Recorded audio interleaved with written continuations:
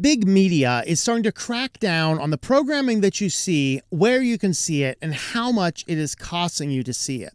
But here on Switch to Linux, we like teaching people how to do some alternatives, and we really want to focus today on showing you why you should start thinking about building your own personal entertainment solution.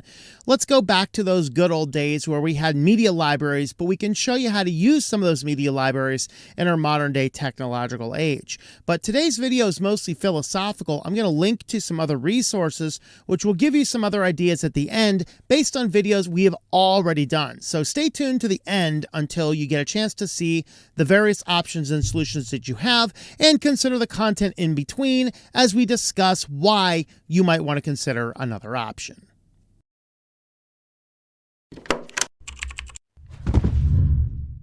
Thanks for coming on back to Switch to Linux, and today we are going to talk about the big media revolution. A lot of the changes going on in the streaming services and how we are consuming the media that we have.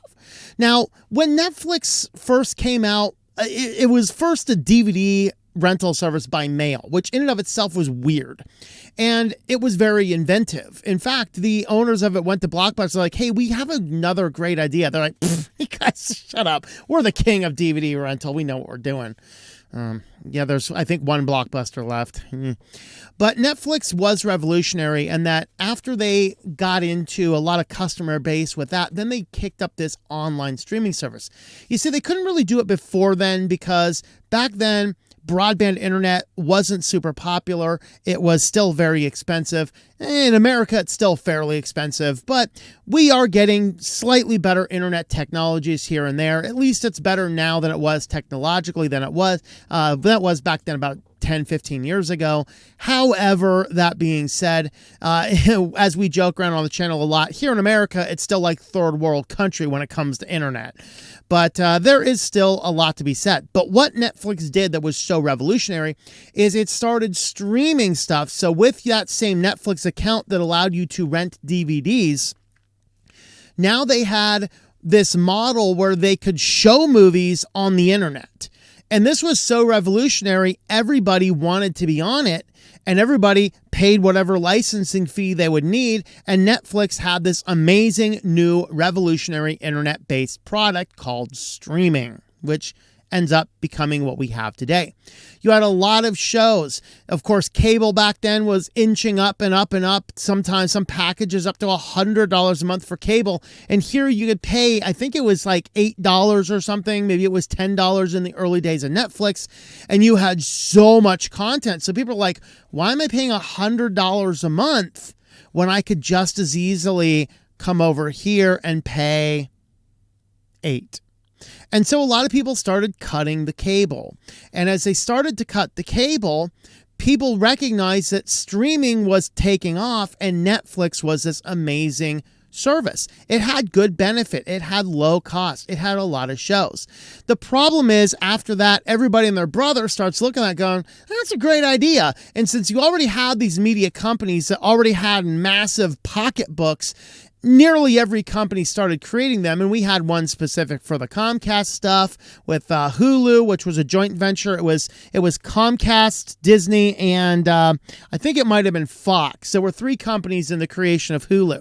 But then, of course, we had Discovery started theirs, and then we had Disney end up starting one of their own, and then a few of the other ones merged together. I think Hulu merged down. They think Fox sold off that third company sold off their quarter, which then went mostly to Disney, giving them a little bit more controlling. And now they're actually taking that over almost entirely soon. So what's happening is there's all these streaming services coming up. They have proliferated, which means that now people, in order to watch the same shows they used to do with a single Netflix subscription, now they have to get more and more services together, so much so that in 2019, Babylon Bee ran this article. Of course, Babylon Bee is satire. They say more households saving money by replacing cable TV with 47 different streaming services. Because what we had noticed in 2019 is there were all of these different streaming services coming to light. And as all these different streaming services were coming to light, we start recognizing that something kind of crazy is going on. And indeed, Bloomberg came out, and this was just last year or maybe a year and a half ago or so. And they came down saying, yeah, streaming is starting to look a lot like the problem with cable. So cable had a problem as it was expensive because you had all of these prepackaged channels you had to pay for, and only with cable, you didn't have the option of which ones you paid for in many cases. There were add-ons like the HBO and the Cinemax add-ons and things like that. You had the sports packages, or maybe that was why the cable was so high, because they were all included, even people like me who don't give a crap about men in tights throwing around a dead pig. But the reality is, it started to look a whole lot like it, where if you wanted to maintain the same level of content you used to get with Netflix with $8, now you're still back to spending $100 because they start looking at things. There it is. I'm going to say my pictures weren't loading there. So Amazon Prime. Now this is a couple years ago. Amazon Prime has since raised their prices or shown you twice as many ads. You have your Apple TV, you have your Discovery Plus, you have your Disney bundle, you have your HBO Max, you have your Netflix, you have your Paramount, you have your Peacock with the ad-free version. Totaling means that if you want to see all of the programs you used to get with your $100 cable bill, you just have to pay $100 in subscription services, only you're paying that to 10 different people, horrendously decreasing the efficiency in your life. So the problem wasn't really solved because of the streaming services coming down. But what ended up happening now is we're starting to see that we now have these backdoor deals going around where your show might get dropped by these guys, put on by these guys. There's a lot of things going on. And there really is, there's right now the amount of people growing into the subscription models is not nearly as high as it was. It's just like new household stuff. Everybody who wants to stream already is. There's nobody who doesn't know that something called Netflix at all exists. It's like, wow, I never heard that you could watch movies over your internet. I got to jump to buy you that. No, it's just people that are forced to by account sharing slowing down and things like that. But then we have to ask these other questions. What about data collection in the midst of all these? Because this means some extra hidden costs. So before we dive a little bit deeper into all this, if you can subscribe to the channel, if you've not already done so, hit that like button to help boost this video in the algorithm, and let me know your either horror stories or your favorite streaming services or what alternatives and solutions you like to do in the comments. And we are going to go ahead and dive into part one of our content. So part one, we want to talk about the content you love. Where can you get your information? See, we used to have DVDs and VHS and Betamax and cable and rabbit ears, and you can still actually buy free TV antennas. They still do pump this stuff for free over the airwaves. You get a pretty good antenna, you put it out there. A friend of mine has one of those, and it works pretty well a lot of the time. So we used to have these variety of different solutions, but the problem is, they become encumbering in our modern day era where usually you can just turn on something like YouTube or some other service. You can just kind of see what is out there. Now we actually would have to get out. We have to get up. You have to go to one specific place that has a DVD player, put the DVD in. It's so unbelievably barbaric considering our modern day technologies. Okay, Netflix started something new, but it wasn't the only thing to have the digital copies. You see, there was this era around 2010-ish or so where a lot of the movies, if you'd go to the store and buy a DVD, because that was how you bought movies, in 2010-ish, you buy that and they started selling with those, they'd have digital copy. This was not one of a number of different companies. I think Popcorn Time was one, or was that pirated place? I forget. One of them had popcorn in the title, and it was the legit service, and then there was another one with popcorn in the title. It was a non-legitimate service. And then you had the is it Vuderman? I forget. There are several different of these there was another Flix one. I forget, but I can't really look them up because I forget all the names and they're so antiquated now. So, but you'd buy copies and you enter this code on the website, and then it'll add the movie that you bought so you could watch it from the internet, but you still also had the physical DVD. Now, content itself, though, we've run into an era where some of the content on the streaming services, some of it is unfortunately being censored on probably both political aisles. I know when Bill Nye made this big comeback and they released a bunch of his things, they left off one of the Bill Nye episodes. I'll let you wonder which one and why. You can go look it up. And that's the type of stuff that we're starting to see when the people behind the scenes are the ones that's driving the content we have the capability of seeing. That in and of itself is a challenge. Now, the content is so traded, it is so shuffled around, it might disappear from Netflix, and something you want to watch is now over on Paramount, so now you got to, oh, it's my favorite show, okay, it's just $10 more a month, you get over there. Or you might be like, okay, I want to watch that season, I really don't want to watch it more than once, so you wait until the whole season's out there, you get the sign up for the 7-day free trial, you binge watch it all, and then you cancel the thing before you have to pay anything. Hey, there's another solution for you. But this also gets inefficient and cumbersome, kind of like paying for 10 different services for the exact same thing. And this in and of itself is certainly part of a problem. Of course, right now they're just trying to go back and forth and trying to get you in with either bundling packages, you know, get your Verizon phone and we'll come with a free subscription to whatever one they were doing. I know AT&T was bundling with, like, DirecTV had one. I forget which one they were using. But you have this, and then some of them are like, buy this with HD. You know, Louis Rossmann did a video about that. And he's talking about he buys the HD version, but you have to have certain hardware to be able to watch it in HD. He's like, I wish I should have, you know, put on my Pirates cap instead and played Jack Sparrow for Halloween, you know. But that really is what is going on.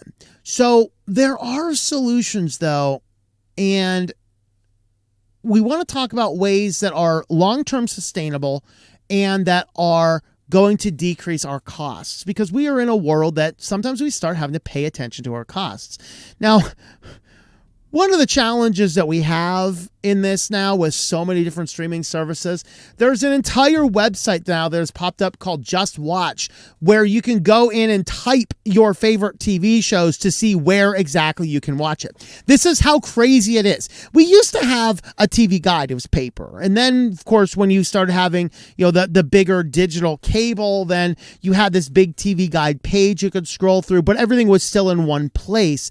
Now, you want to watch some movie, you'd have to come in here. You can search for your movie and it'll tell you which one of these services it is on.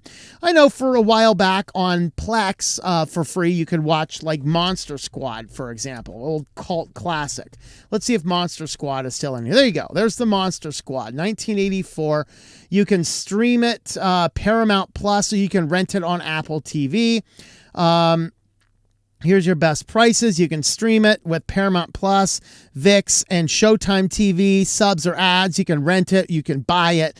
So you have a lot of different options. Now, this is kind of neat in that we have this new website that'll show us where we can watch whatever movie we're looking for. And it's going to tell you, of course, if you don't have the service, you're going to have to buy the movie digitally, which, of course, as we talked about a few months ago, they can restrict that from you. They can pull that out from under you with the Sony and Discovery Plus merger. Of course, they backtracked on that after a ton of public backlash, but they're still silently going to pull it out in a couple of years once it's died down a little bit. But if you're looking for any form of movie, you could see over here, you could see, is it available to stream? Is it available to rent? Is it available to quote unquote buy? And then it'll tell you which one, so you can then decide which one of these many streaming services you want to subscribe to in order to actually see it. Very interesting factor here. But this is what brings us into the next line of the problem, and that is that the costs involved. What are the costs? So Netflix, of course, cracked down on password sharing, and as they crack down on password sharing for their services, the end result is I think they picked up 8.8 million subscribers a week or so later because people were like, I'm going into anaphylactic shock if I don't get my Netflix. Okay, I can't borrow the account anymore. anymore from my brother-in-law. I guess I'm going to have to buy it now.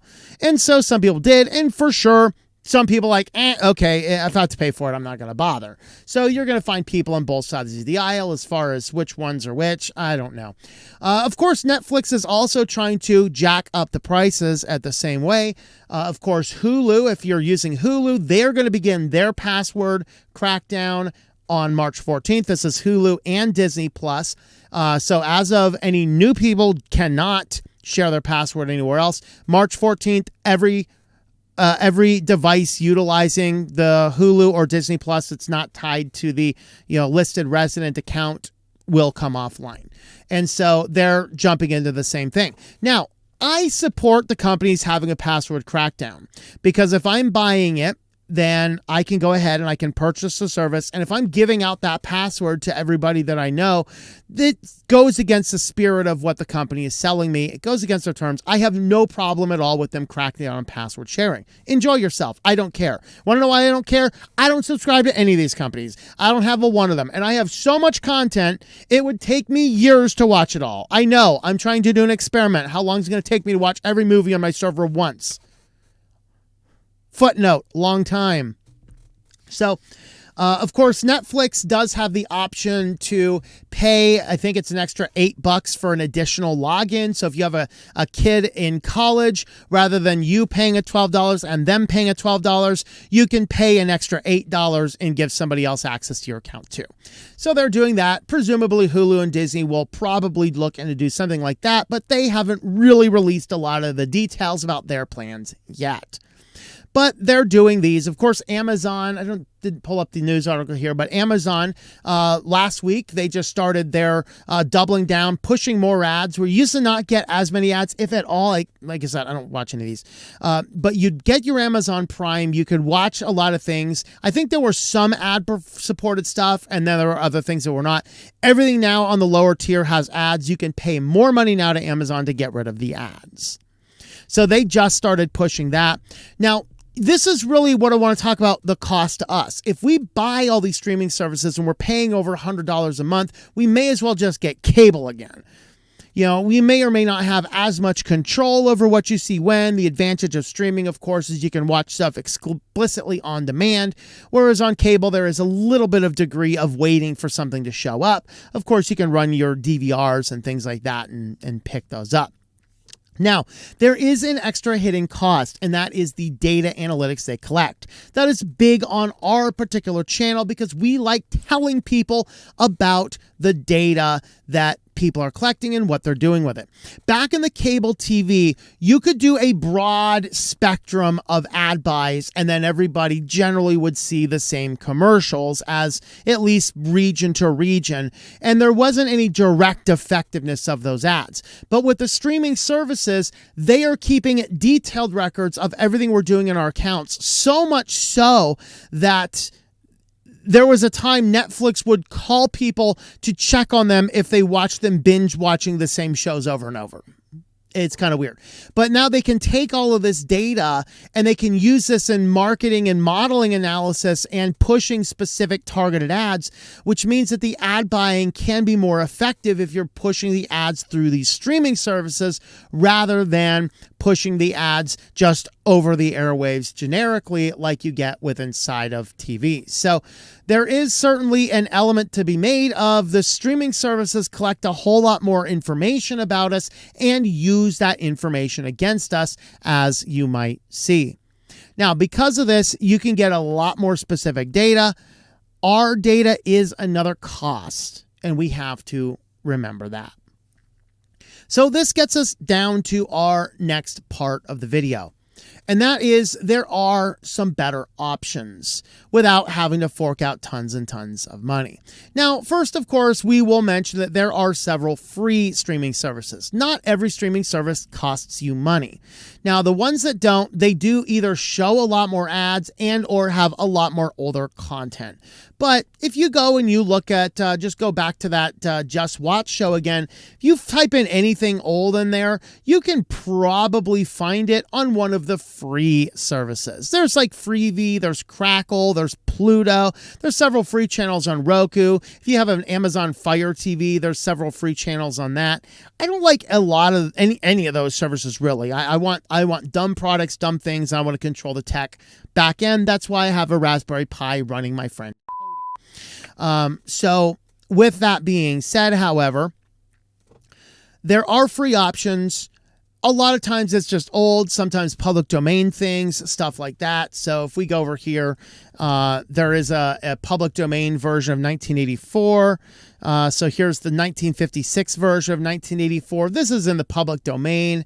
And so it wouldn't surprise me if there's a number of places that will allow you to watch it. I'd figure there'd be a lot more than that. Oh, it's not currently available for streaming. It is. Just go to YouTube. It is available on YouTube for free because it's public domain.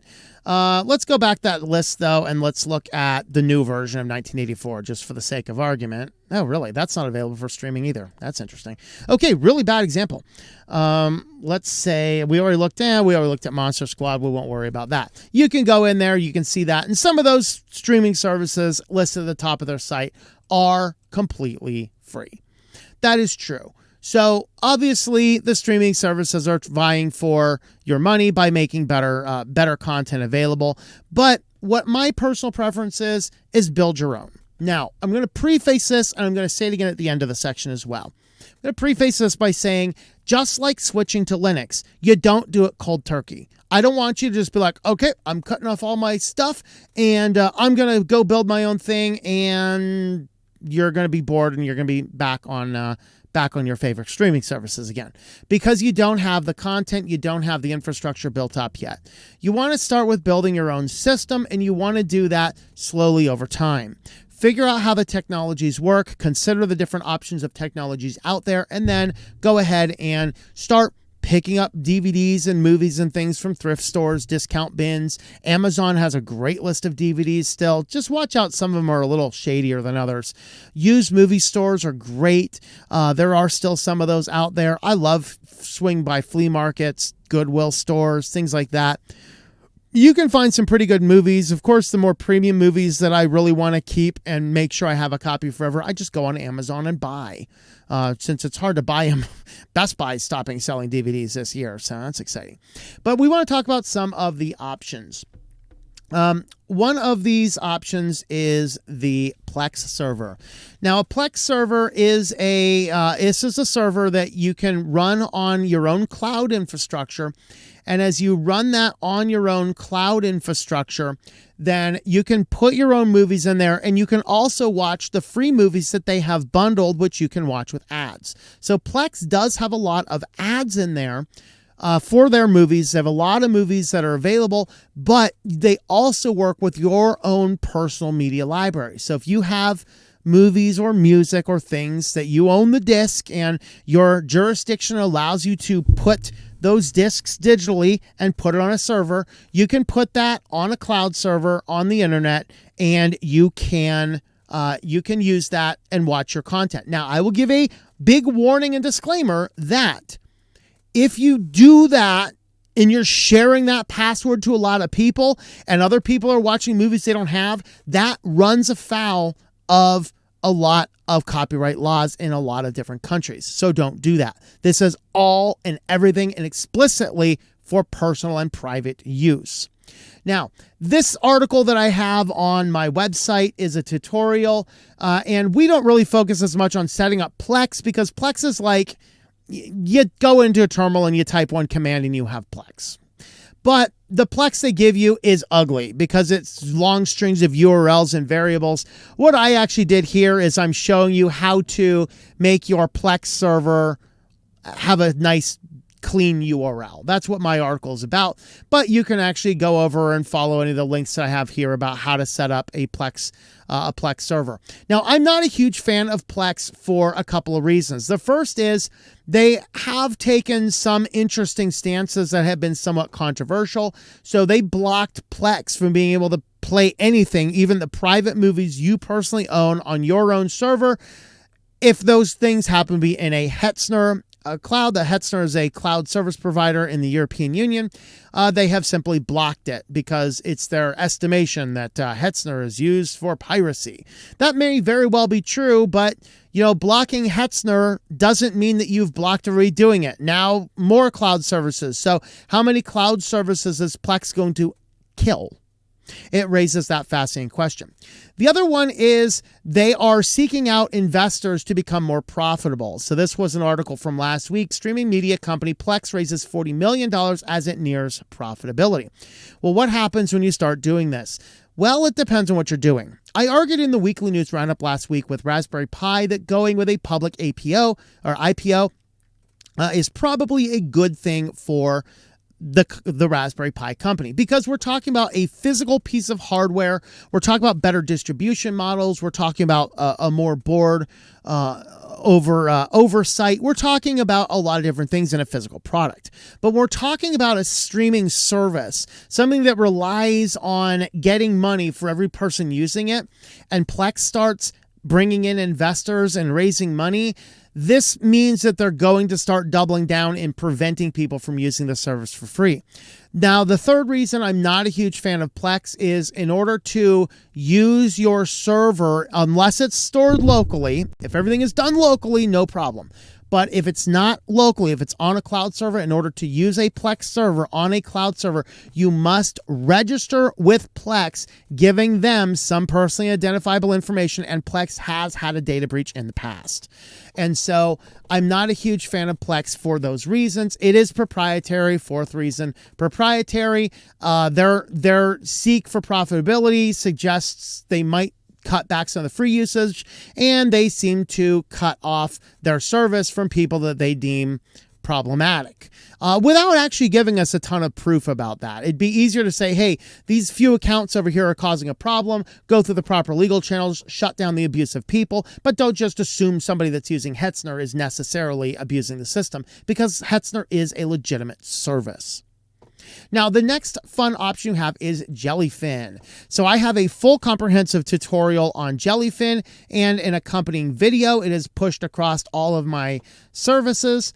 So the Jellyfin allows you to build a streaming server very similar to a Netflix or a Hulu, whatever else, populated only and exclusively with your owned data. So if you have music, you have movies, you can put that in there, and Jellyfin allows you to put that out and use it on the internet, and everything is open source and over your system. So if you want to watch movies or listen to music on the go and you already have a good media library, Jellyfin is a good way to do that.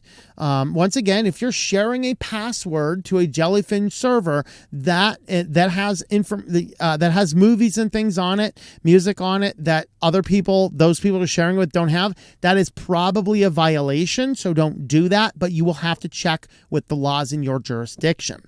Now, I personally like Jellyfin, but I personally do not run a Jellyfin server. It is extraordinarily rare I'd want to do anything over the cloud. I don't watch movies or music on a phone or other mobile device. If I'm going somewhere, I am more likely to grab a couple of movies, throw them on the disk to tide me over until I get back to my home network. But being as I'm mobily living on the road, my home network is always with me. So what my solution is to use OpenMediaVault. Now, OpenMediaVault is a network attached storage, or a NAS. There are other ones like Synology and FreeNAS. There's a bunch of network attached storage that are all free and open source. I personally like OpenMediaVault because it's based on Debian, and Debian is the default distribution that I use for things because I know Debian so well. This particular video is installing OpenMediaVault onto a Raspberry Pi. However, I have tutorials also installing it on a regular computer as well. I like the Pi because it works just as well and it takes a lot less power, a little bit easier to manage and easier to keep maintained. So I personally prefer the OpenMediaVault, and then this allows me to have access only on my local network to all the various devices. However, if I put a VPN on my local network, I can still access them from outside my home network via the VPN. So there are a lot of options you can have that you can still watch the movies and the TV shows you want to watch without being beholden to the big media revolution, as they're trying to seek to extract every possible penny out of us in perpetuity. They want to be involved in that culture that, in what is it, in 6 years by now, they want us to own nothing and be extraordinarily happy. I'm going to say no. I'm going to take a stand. I am going to pick up the things I want to watch. And if I go out and I buy a DVD, I don't care how bad the world gets, I can still watch my movie, even if I'm broke and desperate and on the street, if I could find a portable DVD player, I guess. But the reality is, I want to build a system that if I fall on hard times and can't afford my $100 a month in media entertainment, I don't have to pay any of that. And what I'm going to set up now for much cheaper than that, for much cheaper than many people are paying for streaming services, I'm actually establishing and putting together, and it future-proofs itself with my own data. Now, as I said at the beginning, repeating again at the end of the section here, all right? Don't just cut off all your streaming services right away and rely on a few things you have if you haven't been planning for it. But what you should think about doing is picking up now. Start picking up DVDs as you can find them. Start picking up music as you can find it. Stuff that you want, stuff that you can get real, honest to goodness, lawful licenses to use the things that you have. And then consult the laws in your country, see what's allowed and what's not allowed. And then you can build your own service and not be beholden to the big media revolution. Once again, I pick up my DVDs at thrift stores, discount bins. I'll buy them from Amazon. I might even buy it from just a local retail store if they got something that's there. And that will allow you to have control and take back control over your life. So with that, if you like this video, please hit that subscribe button. If you've not already done so, hit that like button and leave us a comment down below. What are your thoughts? What do you do? What do you not do? What are your favorite streaming services? What are your least favorite streaming services? Let us know all of that. Also, if you want to help support the channel going forward, we do have Patreon, we have Subscribestar, we have Locals. These are all available.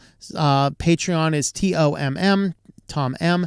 Subscribestar is Switched to Linux, and Locals is also Switched to Linux. You can jump on over there, and we have some exclusive content over there as well, mostly in the form of science fiction short stories that tie into honest to goodness real life tech people are doing, and sometimes the things they don't tell us about.